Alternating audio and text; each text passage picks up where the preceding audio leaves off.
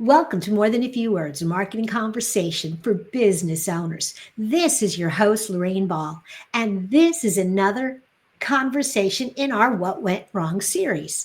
And you're laughing already. And today I'm chatting with Janice Porter, and you may be familiar with Janice because she's been a guest before. She is a relationship marketing strategist. She uses LinkedIn to build relationships and or to create relationships and send out cards to reinforce and build those relationships. But today we're not going to talk about that really at all. We're going to talk about what went wrong. Janice, welcome to the show. Thank you so much. It's always a pleasure, Lorraine. Thank you for having me.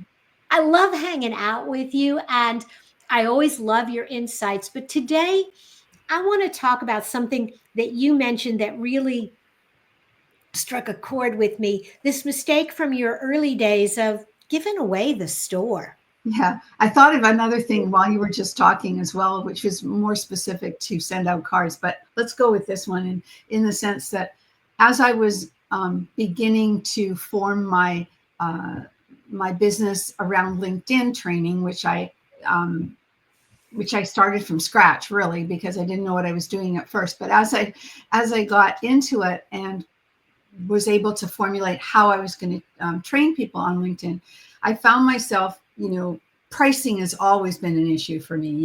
Am I worth charging more money? I'll just charge this much and see what happens. And then as the prices were low, and as I was learning to build different packages around what I did, I would overlap them. I would give away the store. I would give more to people on the initial conversation before they'd even bought anything.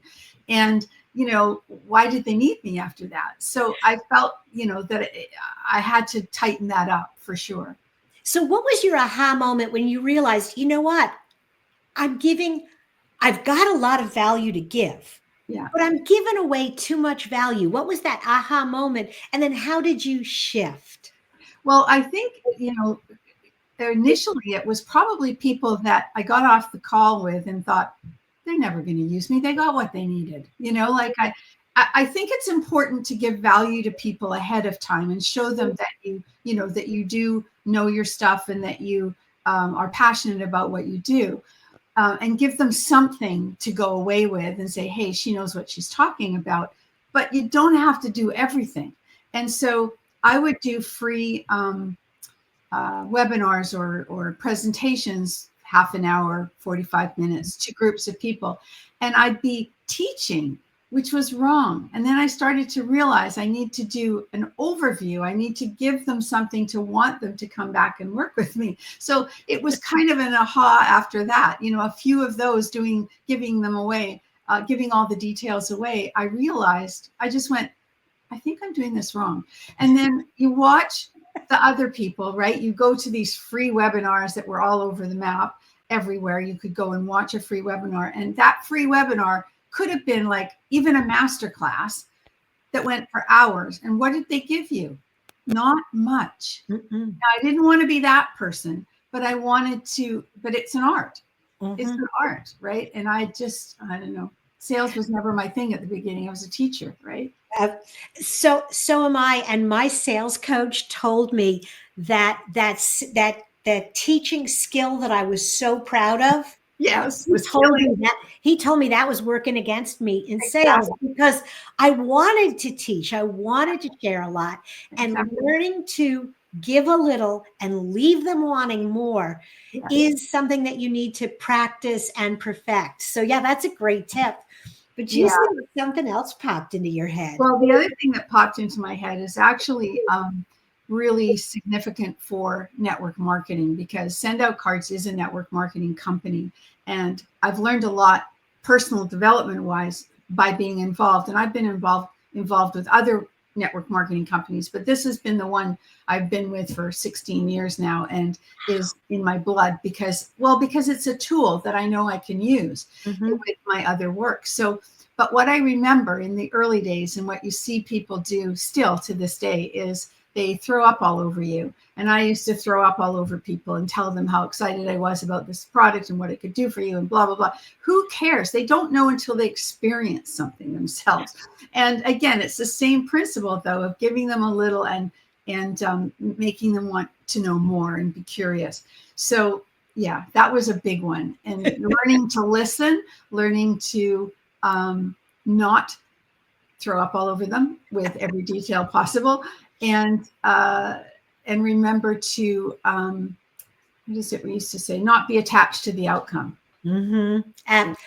Absolutely. You can't go into either that sales conversation or presenting a new product and be concerned if the person doesn't want to buy it. You've got to walk into that saying, you know what, it's okay. This might not be for you, or I might not be for you. Yeah, for sure. I think that it's the experience and the practice that makes you realize, and you've turned enough people off that now you get it, right? and you get more confident, and so you may make mistakes. And I always remember, I learned to play bridge when I was at university, and the person that taught me was a bit impatient with me. And he used to say to me, I don't care if you make a mistake, just don't make the same mistake twice. But there's truth in that, right? There's a truth. And it really applies to everything. Absolutely. It's so funny because I would say that with all of my new employees, I hired a lot of young professionals. And that was always the rule in the office. I don't care if you make mistakes. I don't care how big the mistake is. Let's talk about fixing it, and then don't ever do that again. Yes, that's a good one, right? Yeah. If we don't make mistakes, we're not learning, right? But we just have to make sure that they're new and that we learn from our mistakes and we don't make the same ones again. Absolutely. Yeah. So how did you learn, both with the send out cards and with kind of when you're pitching your consulting services, how did you learn to dial back and really figure out where that balance point was? How did you know when you hit just the right taste of what you did? That's a really good question. And I think part of it comes from experience and intuition and kind of really sensing people. But it's about asking more questions. It's about letting them talk. It's about finding that hook that you can then hook onto for your product or service. And I do think, though, that there's another piece that I learned along the way is you can learn all of that and never ask for the sale. Right? So what do you do at the end of the call? Well, somehow you have to move it forward. And so it's about, it happened to me the other day. I was having a follow-up call with somebody who I knew was really interested in getting involved with send out cards for his clients and so on. And we went through it again and sort of reiterated what we had talked about the first time. And he said, I think this will work. And I said, and there had to be the time when I then said, so are you ready to get started? Right? Which I did, and we signed them up. But if I hadn't, it would have gone on another call and another time. So, but you also have to know not to do it too soon. You have to find that balance. My sales coach taught me at the beginning of the conversation to set it up and say, look, I'm going to ask you questions. You're going to ask me questions. And at the end, we're going to figure out if it makes sense for us to go forward. And that way, by introducing that at the front of the conversation, it is easier. That's great. To, on the back end, say, hey, remember, we talked about this. Does it make sense? Yeah. Does it make sense? And it's not a push, but and with some of our bigger projects, I even would tell people, I may tell you you're not a fit for me, which always kind of makes people, what do you mean I wouldn't be a good customer? Yeah. Not all prospects are good prospects. That's right. That's really true.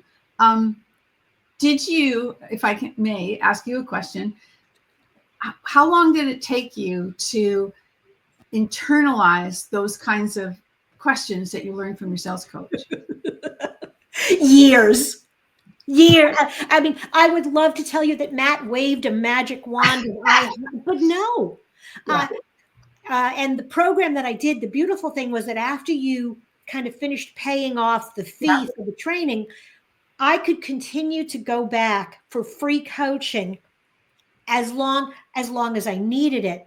So I Okay. could always go back for those refreshers, but it took years and it took practice. And now it is second nature, but it never was in the beginning. Okay, fair enough. I know, because it's always, I've taken enough of courses and then I think I forget everything. So Mhm. I have sticky notes all over here, to remind me of different things I want to say. But yeah, I so love I yeah. love a good sticky note. They're messy, though. I don't like the mess, but yeah, so it's always a learning. I mean, the whole thing is a learning curve, right? It's just finding your way and being true to yourself. Mhm.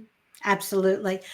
Well, Janice, I could hang out with you forever, but this is a great time to pause and just remind everybody that if you're enjoying these conversations, we're dropping a new episode every Sunday morning with people talking about the mistakes they've made, so maybe you don't have to make them. Yes.